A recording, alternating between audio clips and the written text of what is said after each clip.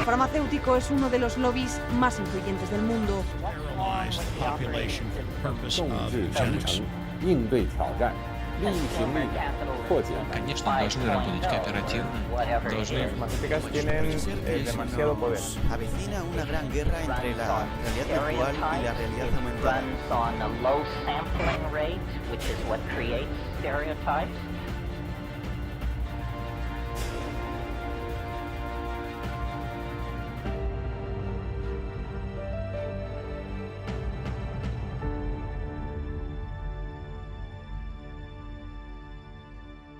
Muy buenas noches, bienvenidos a esta nueva edición de Humo y Espejos. Guerras, hambre, migraciones, éxodos masivos, forzosos o voluntarios. Esto es lo que vamos a tratar en el programa de hoy. ¿Cómo estás, Marcelo? Así que, como siempre, danos una breve reseña de lo que vamos a ver. Bueno, vamos a hacer cortito. Vamos a ver los distintos tipos de migraciones que hay, por qué se producen y qué es lo que muchas veces subyace atrás de esto. Porque muchas veces las grandes potencias utilizan este tipo de acciones para limpiar un territorio.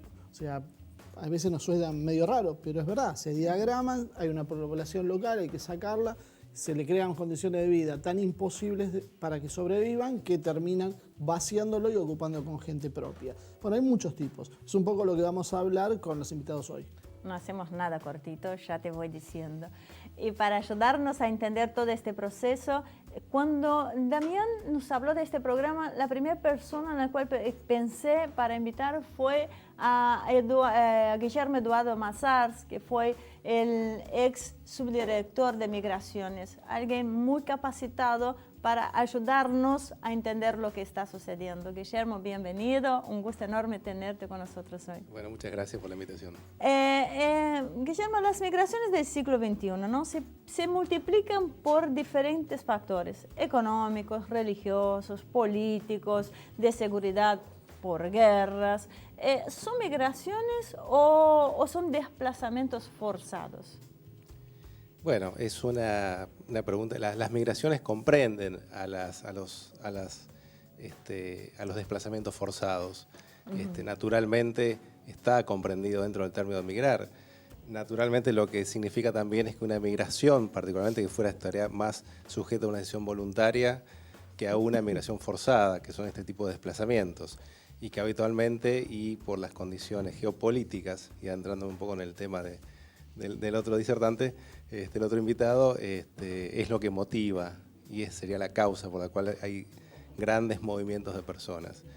Pero naturalmente la migración voluntaria tiene otro contexto, tiene otros presupuestos para que se realicen.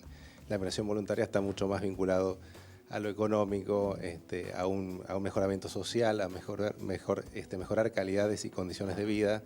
Y naturalmente, en una migración forzosa, como son estos grandes desplazamientos, productos de distintos hechos que motivan grandes desplazamientos, dejan de ser voluntarios para ser comunes y con problemáticas propias de una región y de un sector social o de un grupo étnico o por determinadas situaciones religiosas o distintos condimentos que hacen que se diferencien muy claramente que es una migración voluntaria de que es precisamente algo forzoso. Gracias, Guillermo. Muy bien. Y el impulsor de la temática de hoy, Damián Jakubowicz. ¿Cómo estás, Damián? Así que, ¿qué nos traes para qué compromiso, no? No, mucho compromiso. Yo antes de pasar al informe, me parece que así como para rozar el tema filosófico, yo creo que una de las grandes paradojas que tiene este mundo de hoy, y es como casi por ahí la mayor prueba de que estamos en una sociedad de consumo ortodoxo, en donde el objeto vale más que la persona, es que justamente estamos construyendo una sociedad en donde la mercancía viaja casi libremente por el mundo sin ningún problema y el ser humano es el que más trabas tiene. Y yo creo que ahí es donde uno empieza a tejer y a desenmarañar todo esto que vamos a ver en el programa. Damián, ¿no nos estamos haciendo muy filosóficos, muy cuestionadores de este tema? Podemos poner humos, espejos y filosofía. Muy bien, así que los invito a ver la primera parte del informe que les preparamos.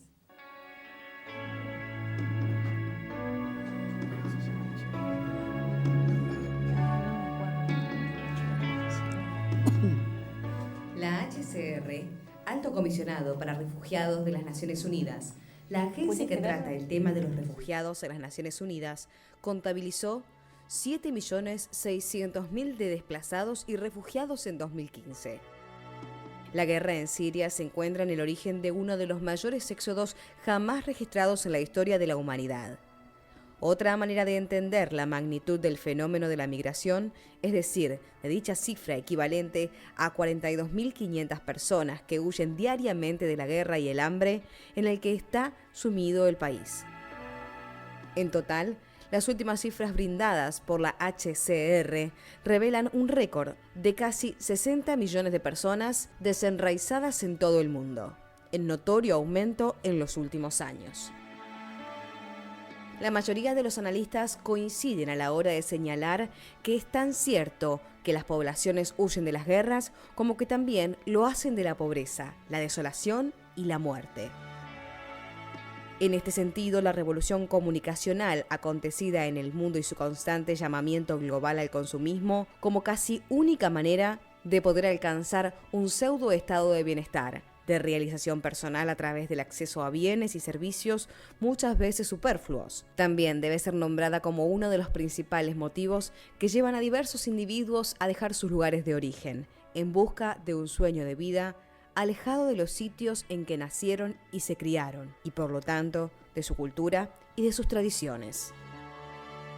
Estos flujos migratorios pueden tener como causas las decisiones políticas deliberadas. El arma de la inmigración y la emigración con fines geopolíticos han sido efectivamente varias veces utilizada a lo largo de la historia. Sin ir más lejos, en un pasado reciente, se puede citar la invitación por el expresidente egipcio Nasser a todos los no árabes a dejar el territorio egipcio en 1956. Pero no fue el único caso. La repatriación de las poblaciones de origen europeas y judías de Argelia en 1962, la expulsión de los palestinos en Jordania en 1970 o de Kuwait en 1991, después de la derrota de Saddam Hussein, que sostenía a Yasser Arafat, la purificación étnica en la ex Yugoslavia en los años 1990, y tantos otros lamentables etcéteras demuestran la importancia de la migración en los análisis geopolíticos. En nuestra región hemos podido observar en las primeras décadas del siglo XX la llegada masiva de europeos que huían de guerras o hambrunas buscando nuevos horizontes. En estos casos mencionados, la expulsión, la huida o bien la disminución de la población seleccionada tiene múltiples objetivos, entre los que podemos citar reforzar la soberanía de la potencia dominante sobre un territorio específico y codiciado, o bien dirigir un mensaje geopolítico hacia otra potencia. También estos procesos pueden ser acompañados de la política de repoblamiento alternativo, cumpliendo los objetivos clásicos de conquista territorial, como por ejemplo ocurre por parte de China en la región del Tíbet desde 1955, impulsando la llegada de miembros de la mayoritaria etnia Han. Como hemos mencionado anteriormente, la causa más común a la hora de explicar los movimientos de poblaciones son los conflictos civiles o militares, étnico y religiosos. En América Latina, el conflicto armado en Colombia, en el que se encuentran implicados el Estado Nacional, las guerrillas, los grupos paramilitares y las narcoorganizaciones, hacen de este país el segundo con mayor número de desplazados. 5.300.000 detrás de Siria. Le siguen en cantidad de migrantes la República Democrática del Congo, con aproximadamente 3 millones de desplazados, y Sudán, con unos 2 millones.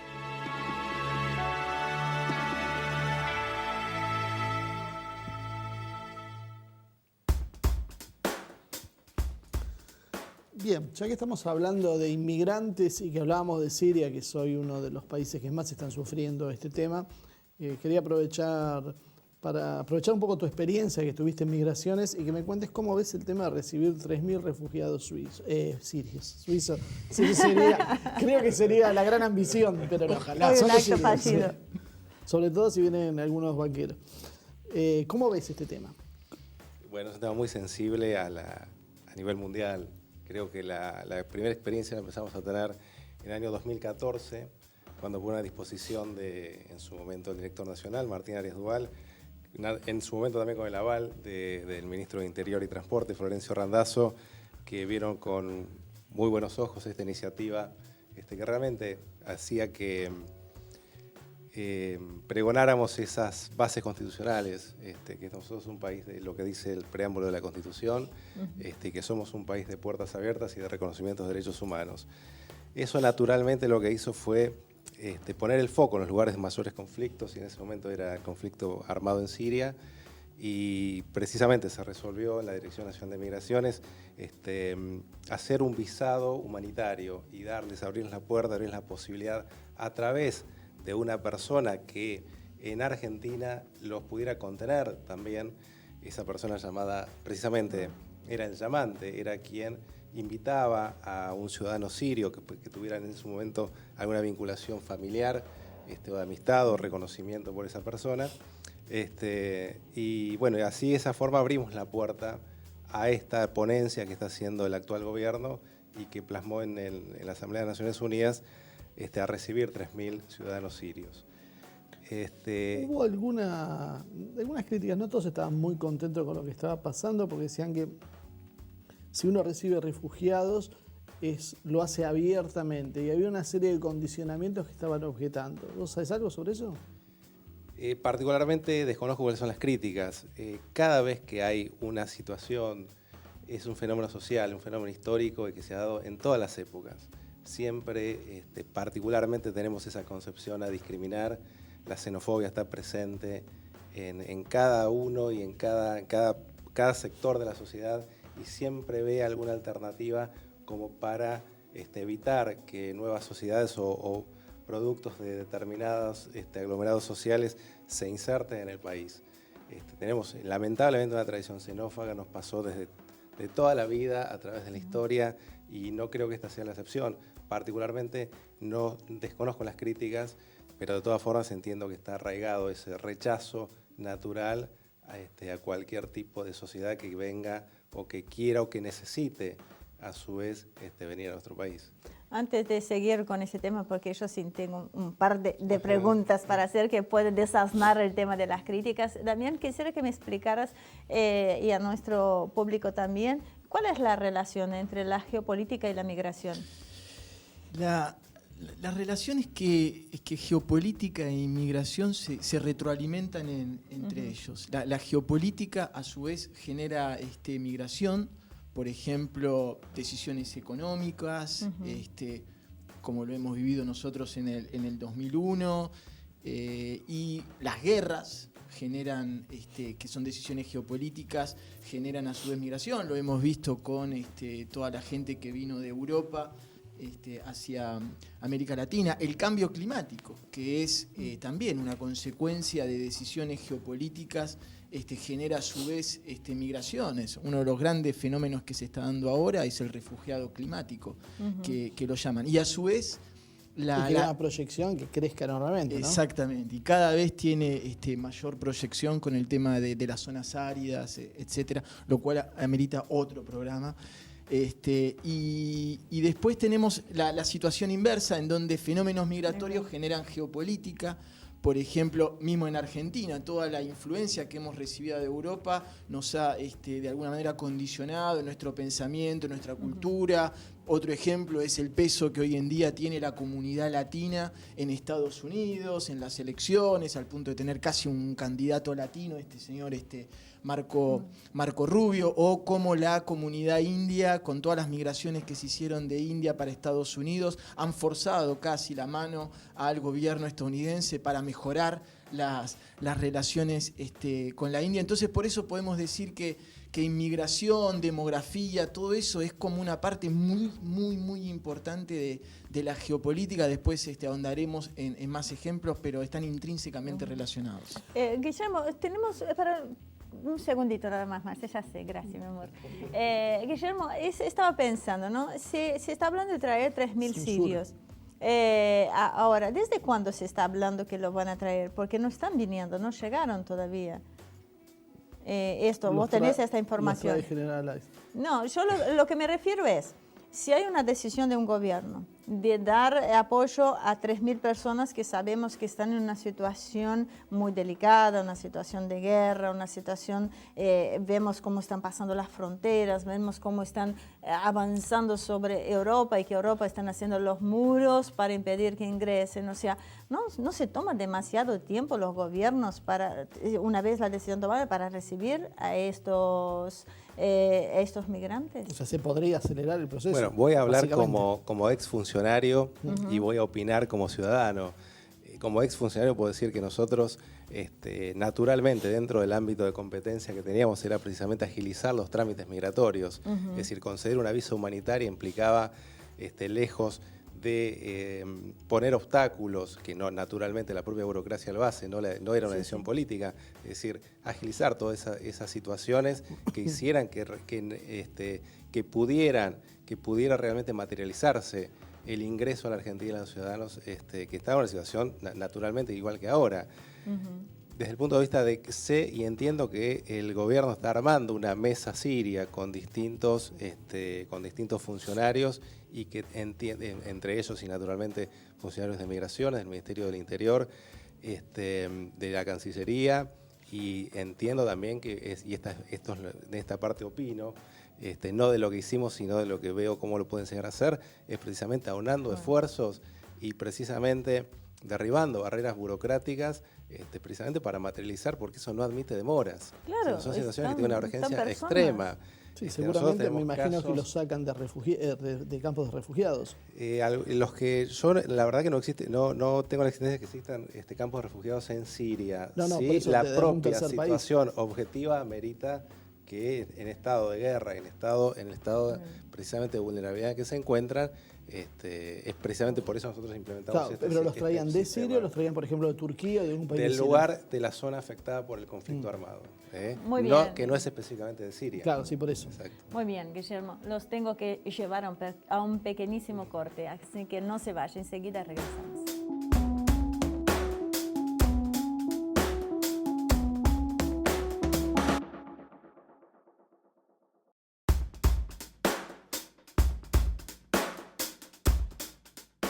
Muy bien, acá estamos de regreso tratando el tema de la geopolítica de la inmigración con Guillermo Mazars, Damián Jakubowicz y Marcelo Ramírez. Así que yo quería empezar con Damián para que me explicara el caso cubano, ¿no? Porque es algo muy raro dentro de todo el tema de la migración. Sí, el caso cubano es muy particular porque es uno de los pocos casos en donde la migración está alentada desde afuera. Eso es muy interesante. Porque si vamos a la historia breve así de Cuba y con el tema de la migración, en 1966 Estados Unidos decreta lo que es la Ley de Ajuste Cubano. Sintetizando, es que cualquier ciudadano refugiado, inmigrante cubano que ponga un pie en Estados Unidos, le dan lo que llaman la green card, la ciudadanía, cuando se cumple un año y un día. Ustedes imaginen si a cualquier país latinoamericano le llegan a poner esa ley, ¿sí? No queda nadie en el país. Estamos todos allá. Eso estamos de acuerdo. Solo con tocar el suelo norteamericano, ¿no? Solo con tocar el suelo norteamericano en 1966. Justamente ahora,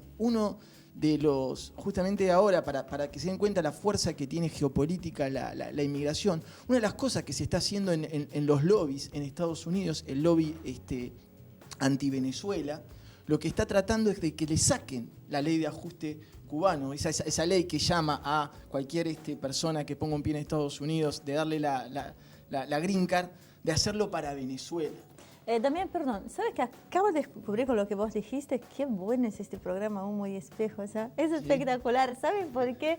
El caso cubano, que así como dije al principio que me parecía raro, uno siempre supe que estaba alentado desde afuera. pero al expresar de la manera que vos lo expresaste, recién me doy cuenta de esta realidad, ¿no? O sea, porque a veces uno no toma la conciencia de las palabras o de las expresiones. Bueno, No, era lo que quería acotar. Y justamente, es terrible lo que le han hecho a Cuba. Imagínense, repito, a Argentina, a Brasil, Chile, cualquier país en el mundo que le darían esa posibilidad. Después de medio siglo de bloqueo.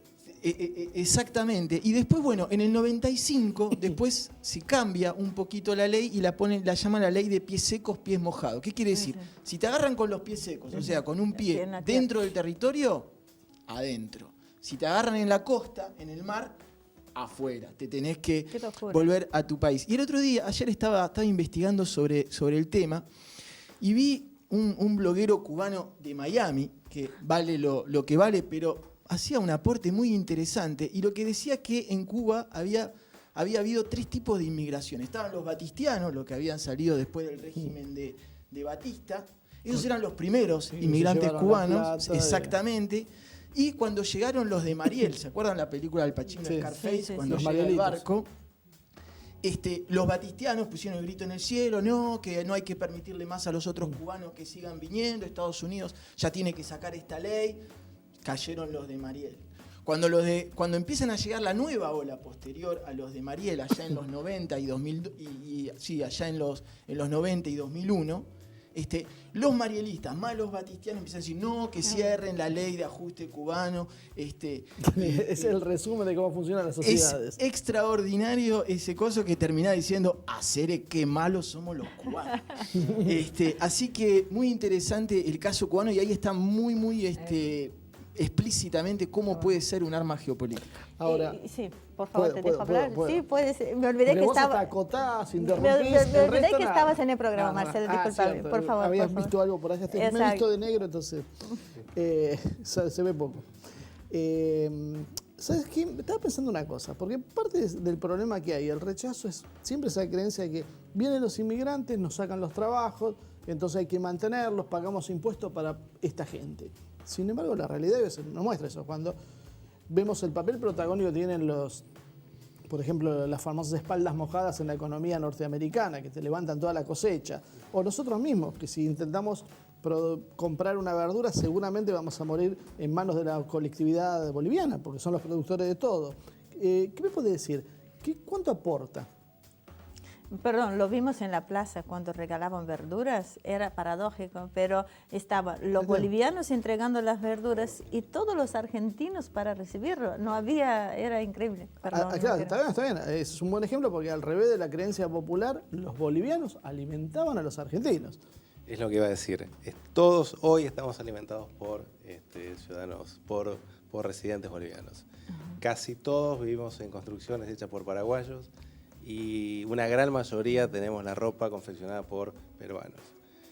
Sin embargo, está esta suerte de estigmatización. La misma suerte corremos en esta sociedad con lo que acabas de comentar de los cubanos. Es decir, los criollos estigmatizaban a los gringos italianos, burros, que se los tildaba de las peores condiciones sociales. Luego, porque no habían venido los que querían. Luego los descendientes europeos estigmatizaban al cabecita negra que venía del interior, de distintos lugares de las migraciones internas, que venían a la ciudad de Buenos Aires, eran estigmatizados por los hijos de inmigrantes. Después los hijos de los cabecitas negras estigmatizamos a los paraguayos, bolivianos y peruanos. Hoy son objeto de esa crítica los chinos, y quién sabe dentro de 50 años los hijos de los chinos a quién van a estigmatizar. O sea que está todo concatenado, y precisamente este país, y como todas las regiones productivas, no solamente de este país, sino del mundo. Pero tiene un papel importante aparte del desarrollo. A eso quería llegar. Está naturalmente producida por las personas que trabajan.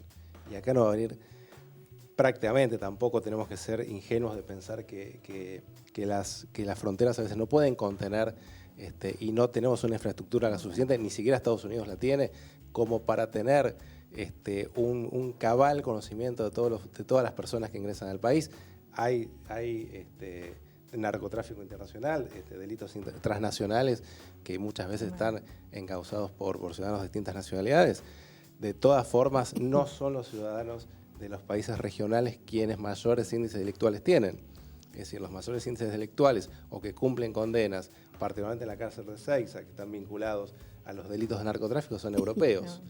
O sea que, buen dato, eso o sea no lo que, tenía. claro, Mira. muy lejos de estigmatizar. Que siempre son los peruanos. Buen y de dato, decir y que como son- uno se da cuenta, es que en este programa se aprende mucho, como uno estigmatiza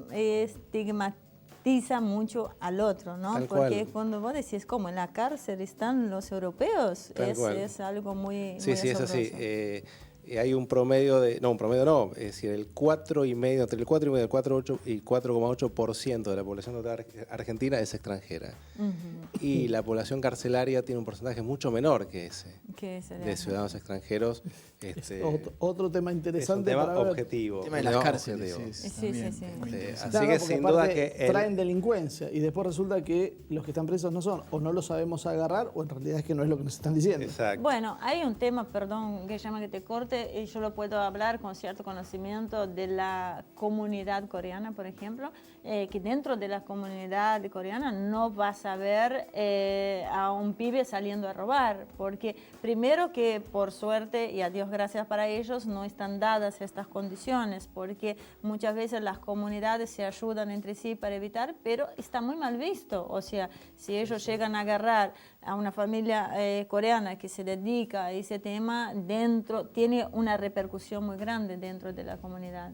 Sí, ellos funcionan como una especie de reaseguro de que nadie, y creo que varias colectividades hacen eso, ellos mismos se autocontrolan. Exacto. No, aparte está en juego ahí valores como el honor, es decir, cosas Sí. que en nuestra sociedad lamentablemente ese tipo de paradigmas han quedado totalmente sepultados por distintas situaciones coyunturales, pero particularmente la situación de comunidades asiáticas sí tienen un índice bajísimo de criminalidad.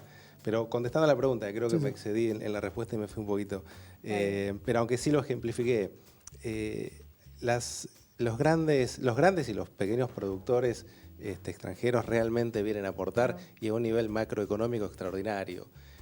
Lo que sucede es que muchas veces está dado por una economía, dentro de una economía informal, que es muy difícil de cuantificar, muy difícil de medir, que no integra estadísticas, que no integra las grandes cuentas financieras, pero sin duda que toda la producción que hacen y toda la gran capacidad de trabajo que tienen, sin duda que se ve reflejado después en la escala y en el circuito económico, pero sin duda que viene a hacer un aporte muy importante.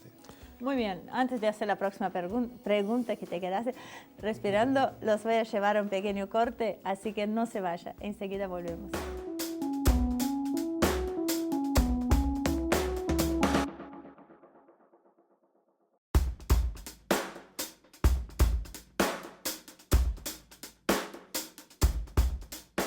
Bien, de regreso acá en Humo y Espejos, tratando las corrientes migratorias globales. Damián, hablemos un poco de las estadísticas, ¿no? Porque a veces uno habla sobre estos temas y no podemos contextualizarlo en números. Pero antes de responder, que me están avisando, los voy a llevar a ver la segunda parte del informe que les preparan.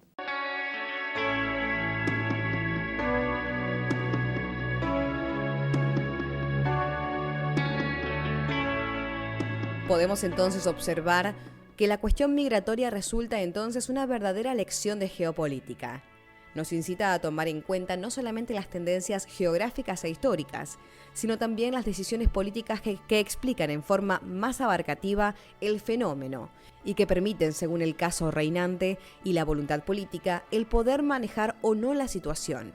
El avance de la extrema derecha en Alemania en los últimos tiempos, o bien del FPO en Austria o del Frente Nacional en Francia, ponen netamente de manifiesto el impacto de los flujos migratorios en la conducta sociopolítica de las poblaciones locales cuando dichos flujos aparecen, o se los quiere hacer aparecer en algunos, como descontrolados, mostrando de esta manera una vez más las interacciones inobjetables entre migraciones y geopolítica. Respecto de la situación de Europa, la mayoría de los geopolitólogos son unánimes. La subida en potencia nacionalista que se viene expresando en las urnas y en algunos casos a nivel de los estados, como en el de Hungría y Eslovaquia, puede explicarse sobradamente, pero no solamente, por la crisis de refugiados que ha sabido desestabilizar estos países situado en la ruta de los Balcanes, que lleva hacia Alemania y Europa del Norte la meta final de los migrantes por la atracción de su economía. Efectivamente, en el caso de Hungría, por ejemplo, el país representa la primera puerta de entrada de los migrantes al llamado espacio Schengen, que es el espacio creado en 1995 y que permite cruzar sin controles las fronteras de los estados que adhirieron en su momento. Los analistas internacionales coinciden nuevamente a la hora de subrayar el flujo migratorio que ha llegado a Europa estos últimos meses no tiene casi precedentes históricos. Frente al desmoronamiento del modelo de la sociedad occidental, las respuestas individuales y colectivas, alternativas concretas, relocalización del inmigrante, más allá de ser necesarias, resultan evidentemente insuficientes. La migración ha sido históricamente un fenómeno complejo, que puede ser atractivo o repulsivo, pero rara vez neutro en términos geopolíticos. Más allá de la legítima compasión que se puede experimentar por las personas implicadas, el desafío migratorio solo podrá ser superado si se piensa geopolíticamente, ya que para bien o para mal, las migraciones no dejan indemnes.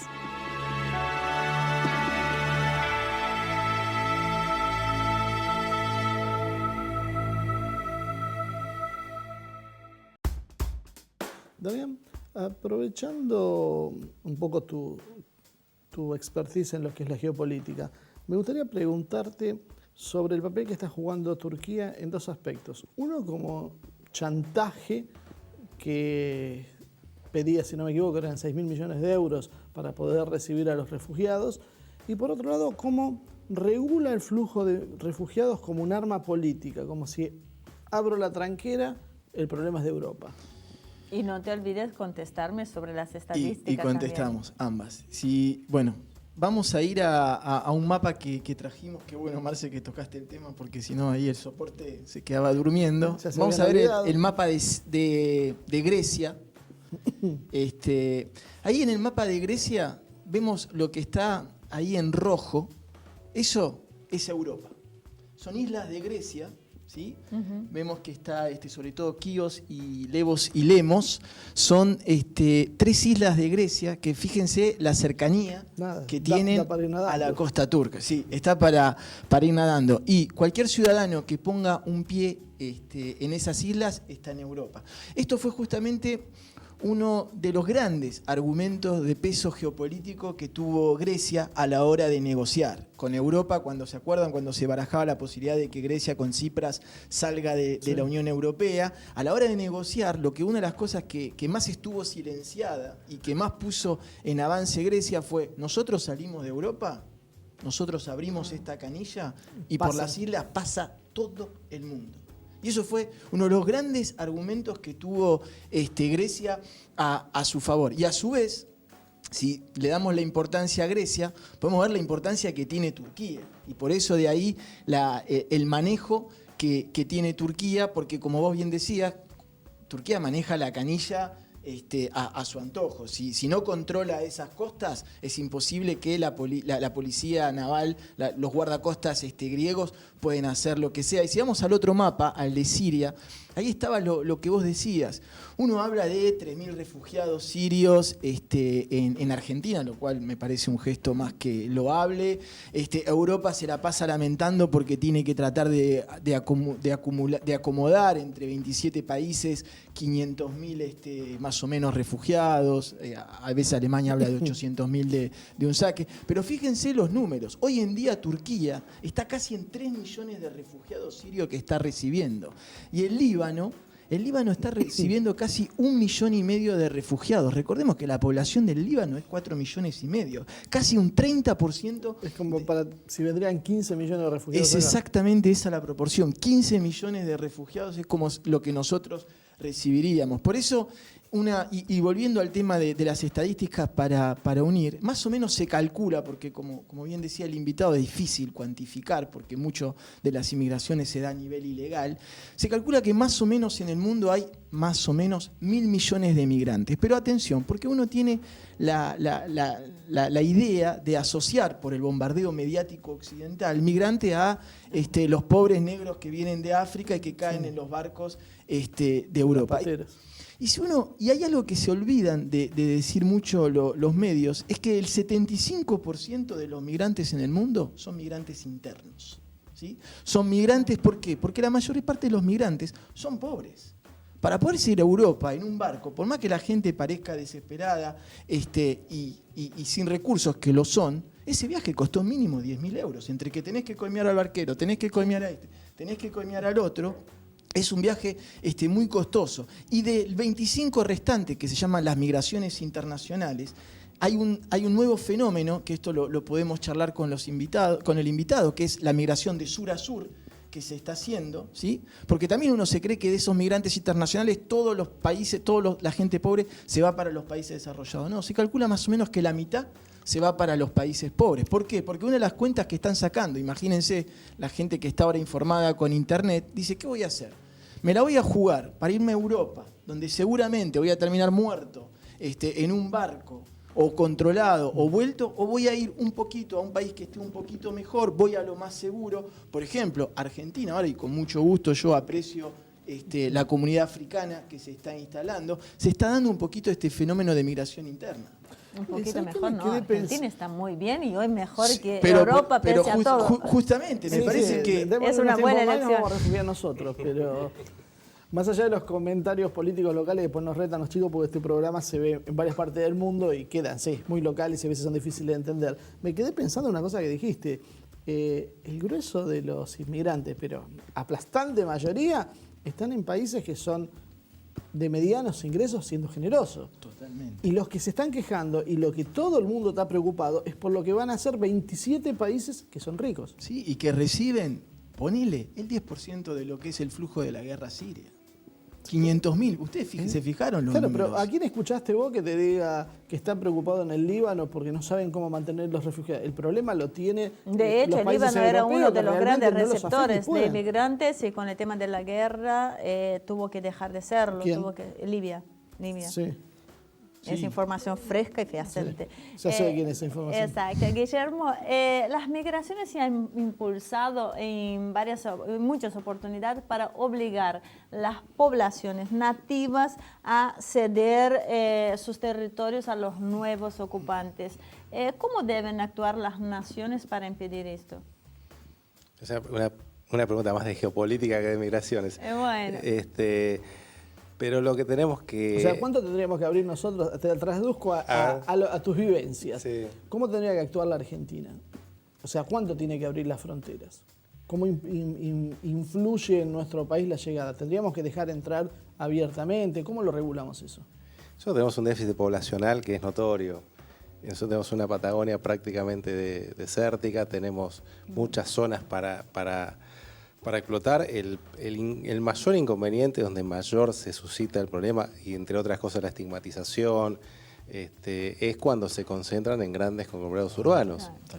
Pero si tuviéramos una política de distribución poblacional, racional, coherente, y que respetara los flujos tanto migratorios internos como externos, y sujetos a determinada actividad económica, que es una situación muy difícil. Convengamos que es una situación muy difícil de planificar todo el tema poblacional. Porque tampoco hemos tenido grandes necesidades, es decir, nunca se ha generado una crisis insisto con esto, salvo en el área de servicios públicos, en el área de determinados servicios básicos y en grandes centros urbanos. Después no hemos tenido grandes situaciones de conflicto que se generan precisamente por el exceso poblacional. Pero sí, lo que decís, perdón que te corte, es un tema de una decisión realmente política, porque ya ha pasado con las primeras migraciones de los coreanos acá a la Argentina, donde se les destinó al campo y tuvieron que venir a la ciudad. Impericia. Y tuvieron que venir a la ciudad porque no le dieron las herramientas necesarias. Sí, no, y porque mandaron a un médico a trabajar de campesino. Exacto. O sea, nadie se fijó qué características tenía, lo pusieron en el medio del campo porque era lo que parecía que sonaba lindo. La revolución cultural argentina.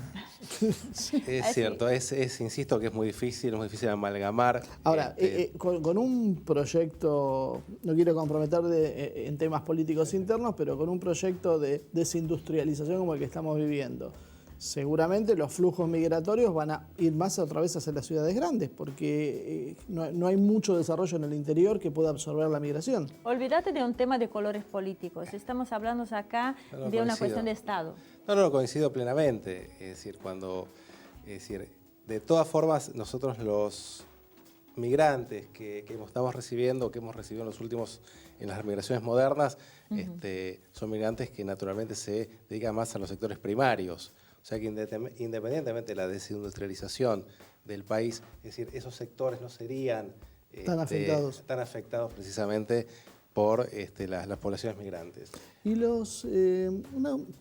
que por ahí no contemplamos acá. Yo veo que hay muchísimos, por ejemplo, colombianos que vienen a estudiar.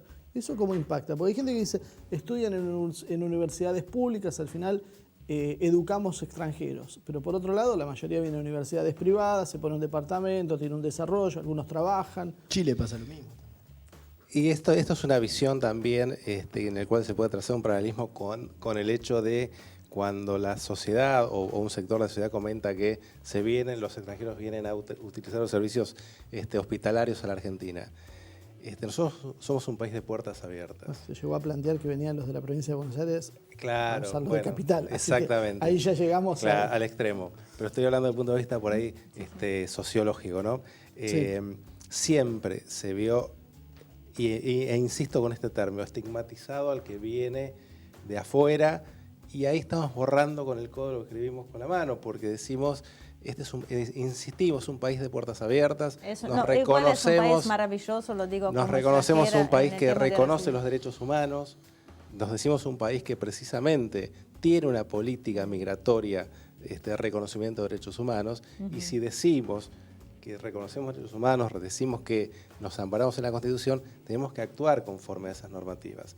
Y entre esas cosas es el derecho a la educación, el derecho a la salud. Claro. Esto tal vez ha quedado fuera de contexto en relación a lo que era la política de integración regional de los últimos 10 años, de los últimos 10, 15 años, precisamente donde había una visión geopolítica regional de muchísima mayor penetración en cada uno de los países. Porque ¿qué nos convenía a nosotros? ¿Qué mejor para nosotros, y esto tal vez tenga un costo político que ya no lo debo pagar, pero que pueda sonar para algunos televidentes, que un ciudadano de otro país se venga a educar a la Argentina, que mientras tanto naturalmente va a contribuir con impuestos, va a contribuir con los ingresos y con los egresos que genere, pero a su vez que haga que nuestra educación, que somos líderes en la Universidad de Buenos Aires particularmente, y muchas universidades del interior, y líderes a nivel regional en calidad educativa, que podamos exportar educación, que le demos a nuestros hermanos latinoamericanos también los servicios que tiene Argentina. Pero naturalmente, es decir, está arraigado totalmente en la sociedad que nos viene a sacar el trabajo, que viene a delinquir, que viene a estudiar gratis y que viene a tener hijos a Argentina. Y eso es precisamente lo que nuestros primeros próceres querían. Así que nosotros seamos un país de puertas abiertas, que seamos un país para todos los hombres del mundo que quieran habitar el sur argentino. Precisamente ahí es donde se da el gran desfasaje normativo con lo social. Cuando todos somos hijos de inmigrantes. ¿Eso, Damián, sería una herramienta de soft power para la Argentina? Sí, seguramente una marca registrada. En geopolítica lo podríamos utilizar. Pero no hay dudas de que la Argentina a nivel de educación ya tiene su marca registrada. Y dejar que se eduquen acá. En América Latina. Y sabés que el tema de educarse, pienso en las formaciones universitarias, y si hablamos de inmigración, tenemos que hablar de la fuga de cerebros. Cortito. La inmigración tiene otros temas que podríamos tratar, y que está la trata de personas, que remitimos a los televidentes a YouTube, Humo y Espejo, trata de personas. Pero la fuga de cerebros es importantísimo. Miren el caso cubano, que cada vez que sale una delegación de basquetbolistas formados 15 años en Cuba, una delegación de médicos, de trabajadores sociales, o lo que hace Europa, de que selecciona los mayores títulos universitarios y se los queda. Bueno, ¿te acordás que hablamos el tema de Alemania? Que dejaba de entrar a los sirios, pero buscaba los que eran ingenieros. Imagínense si en el fútbol, ¿no? Nosotros que somos Argentina, un país futbolero, cuando un club se lleva a un jugador joven, ¿sí? Le tiene que pagar al club de origen el derecho de formación, casi $1 millón, depende el valor de la futura transferencia. Imagínense si los países del sur le empezaran a cobrar derecho de formación a los recursos humanos que se llevan los países desarrollados, porque ellos ya lo reciben todos formados, y el Estado cubano muchas veces se ha lamentado diciéndole, nosotros perdemos fortuna por cada persona deportista profesional que se nos va. Nosotros también hemos perdido fortuna en el 2001 con cada científico, universitario y académico. Ahí está el límite al individualismo, porque vos te formaste acá, te formó la universidad pública, bueno, tampoco podés hacer lo que quieras porque total es mi título y yo me quemé las pestañas. Y la ética también del país, del otro país, que habla de derechos humanos y todo eso, y que no tiene ningún escrúpulo de llevarse a una persona formada y que qué le importa si el otro... Se llevó todos los científicos nazis, los oficiales de inteligencia nazis después de la guerra, ya de ética. Ya nos quedamos sin tiempo, ya tenemos que irnos, pero voy con una última pregunta y vamos a la parte filosófica de Humo y Espejos. Como una reflexión cortita de ustedes. Israel levanta muros en Palestina, ¿no? Estados Unidos ante los mexicanos, el Reino Unido entre Calais, Francia para impedir la llegada a su país. O sea, ¿qué está fallando en el mundo para que estemos viendo esto? 30 segundos, vamos a empezar. Le podemos pedir a que nos muestren que trajimos imágenes de los muros mientras vamos hablando. Esto me parece que trae esta reflexión de que justamente las mercancías viajan libres, lo decíamos al principio, y el hombre no. Y una de las grandes, porque una de las grandes problemáticas que subraya a nivel geopolítico el tema de la inmigración son dos temas. Uno es el tema de la pobreza. El tema de la pobreza y de la desigualdad, sobre todo. La desigualdad genera inmigración. Y si a esto se le suma, como decía el informe, este consumismo que nos están irrigando por todas nuestras venas y por todos los sentidos de desear todo lo material, y vemos que lo material abunda en otros países, nos genera la necesidad que antes no teníamos. Y yo creo que ahí está la clave de la inmigración. Se genera inmigración porque hay desigualdad. Guillermo. Faltan valores humanos, falta sensibilidad social, falta respeto por la diversidad cultural, falta una serie de situaciones que si estuvieran armonizadas no estaríamos viviendo las penurias en materia migratoria que se está viviendo a nivel mundial. Hay mucho por hacer, mucho por trabajar. Las situaciones que se ven en el mar Mediterráneo son realmente alarmantes, son extremadamente dolorosas para la humanidad, y los sectores corporativos, los sectores de mayor poder económico, los que hacen esta gran diferencia entre ricos y pobres, se benefician de esta gran desigualdad. Si no todos tenemos una mirada uniforme sobre el tema, sino que cuando no hay una mirada que no le da importancia a la situación, hay al menos un sector muy importante que se aprovecha de la diversidad, de la necesidad y de la vulnerabilidad del sectores y conglomerados sociales tan importantes. Muchas gracias. Marcelo. Un poco creo que lo que ellos venían diciendo básicamente es la realidad. O sea, creo que el problema está en el sistema. O sea, estamos viviendo un sistema injusto, que lo peor es que vivíamos en un sistema injusto y el sistema que se está delineando a través de gobiernos supranacionales va a ser más injusto. Lo que estamos viendo como globalismo, no hay que entenderlo que somos ciudadanos del mundo. Los capitales son libres para moverse como quieran en el mundo, pero la gente va a quedar rehén de las fronteras. Por algo siguen existiendo los estados, para hacer ese papel de policía que necesitan para poder mantener ese orden. Entonces yo creo que el problema es que esto no va a tener ninguna solución a menos que se cambie el sistema de raíz, lo cual parece bastante complicado y tendríamos que apelar a que surja un mundo multipolar, que alguna vez hablamos como una alternativa que nos permita romper este paradigma de hierro que estamos viviendo. Todos los programas terminan en que el sistema no funciona. Este es un tema. Muchísimas gracias. Así quedamos. Realmente estuvo muy bueno. Bueno, muchísimas gracias a todos ustedes por acompañarnos, por la paciencia. No se dejen llevar o engañar por todos estos humos y espejos que aparecen por el mundo. Y también hay algo que venimos hablando en todos los programas, más allá de lo que dijo Damián, que es el sistema que tiene que colapsar, aquí es un tema de rescatar los valores. Así que los dejo pensando sobre esto y nos vemos la semana que viene con más una edición de Humo y Espejos.